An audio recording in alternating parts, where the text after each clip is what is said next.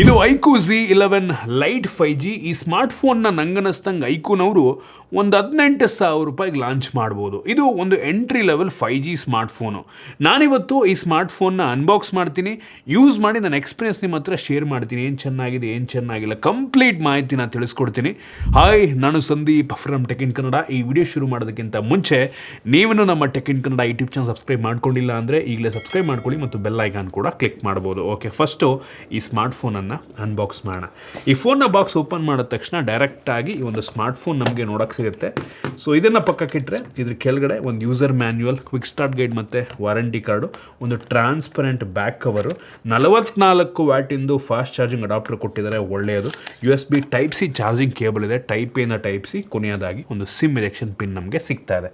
ಇನ್ನು ಡೈರೆಕ್ಟಾಗಿ ಈ ಸ್ಮಾರ್ಟ್ ಫೋನ್ ಈ ರೀತಿ ಇದೆ. ಹಿಂದ್ಗಡೆಯಿಂದ ಈ ಫೋನ್ನ ಲುಕ್ ಅಂತೂ ಹೆವಿ ಪ್ರೀಮಿಯಮ್ ಆಗಿದೆ, ಆಯಿತಾ. ಕಡಿಮೆ ದುಡ್ಡಿನ ಫೋನ್ ಅಂತ ಅನಿಸೋದೇ ಇಲ್ಲ.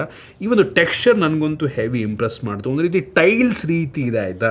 ಒಂಥರ ಮ್ಯಾಟ್ ಫಿನಿಶ್, ಇವನ್ ಸ್ಮಡ್ಜಸ್ ಕೂಡ ಆಗೋದಿಲ್ಲ. ಈ ಫೋನ್ನ ಫ್ರಂಟಲ್ಲಿ ನಮಗೆ ಗ್ಲಾಸ್ ಸಿಗ್ತಾ ಇದೆ.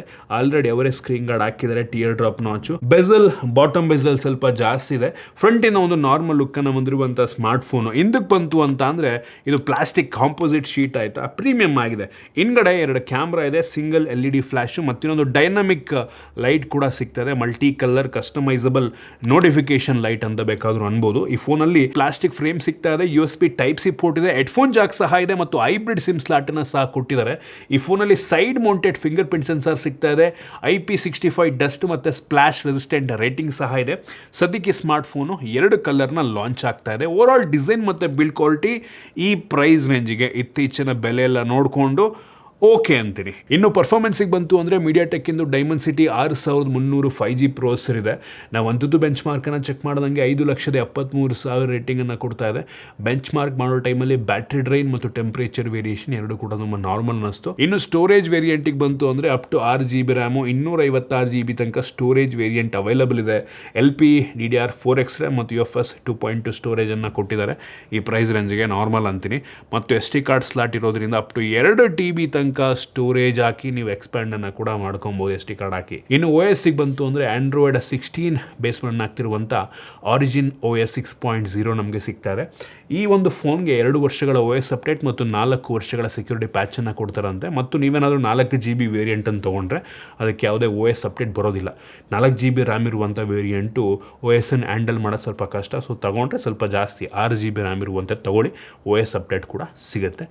ಕ್ಲಿಯರ್ ಆಪ್ಟಿಮೈಸ್ ಚೆನ್ನಾಗಿ ಮಾಡಿ ತುಂಬ ಸ್ಮೂತಾಗಿ ಕೆಲಸವನ್ನಂತೂ ಮಾಡ್ತಾ ಇದೆ ಸದ್ಯಕ್ಕೆ. ಇನ್ನು AI ಫೀಚರಿಗೆ ಬಂತು ಅಂದರೆ AI ಕ್ರಿಯೇಷನ್ ನಮಗೆ ಸಿಗ್ತಾ ಇದೆ. ಕ್ಯಾಪ್ಷನ್ AI ಮುಖಾಂತರ ಜನರೇಟ್ ಮಾಡುತ್ತೆ. ಟ್ರಾನ್ಸ್ಕ್ರಿಪ್ಟ್ ಅಸಿಸ್ಟ್ ನಮಗೆ ಸಿಗ್ತಾ ಇದೆ.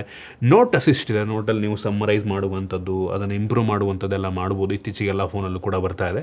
ಪ್ರೈವೇಟ್ ಸ್ಪೇಸ್ ಕೂಡ ಇದೆ, ಅದು ನಮಗೆ ಬರೀ 6GB ರ್ಯಾಮ್ ವೇರಿಯಂಟಲ್ಲಿ ಕೆಲಸವನ್ನು ಮಾಡುತ್ತೆ. ಇನ್ನು ಈ ಫೋನ್ನ ಡಿಸ್ಪ್ಲೇ ಬಗ್ಗೆ ಮಾತನಾಡಬೇಕು ಅಂದರೆ 6.74 ಇಂಚಿಂದು HD+ ರೆಸೊಲ್ಯೂಷನ್ನ ಹೊಂದಿರುವಂಥ LCD ಡಿಸ್ಪ್ಲೇ, 120 Hz ರಿಫ್ರೆಶ್ ರೇಟನ್ನು ಹೊಂದಿರುವಂಥ ಡಿಸ್ಪ್ಲೇ, ಹೆವಿ ಬ್ರೈಟ್ ಆಗಿದೆ ಒಂದು ಲೆವೆಲ್ಗೆ. ಈ ಪ್ರೈಸ್ ರೇಂಜ್ಗೆ ಹೈ ಬ್ರೈಟ್ನೆಸ್ ಮೋಡಲ್ಲೇ 1200 nits ತನಕ ಡಿಸ್ಪ್ಲೇ ಬ್ರೈಟ್ ಆಗುತ್ತೆ. ಮತ್ತು TUV ಅವ್ರದ್ದು ಕೆಲವೊಂದು ಸರ್ಟಿಫಿಕೇಶನ್ನ ಕೂಡ ತಗೊಂಡಿದ್ದಾರೆ. ಬ್ಯಾಟ್ರಿಗೆ ಬಂತು ಅಂದರೆ 6500 mAh ಕೆಪಾಸಿಟಿ ಬ್ಯಾಟ್ರಿ, ಬಾಕ್ಸ್ ಒಳಗೆ 44 ವ್ಯಾಟಿಂದು ಫಾಸ್ಟ್ ಚಾರ್ಜರ್ ಸಹ ಕೊಟ್ಟಿದ್ದಾರೆ.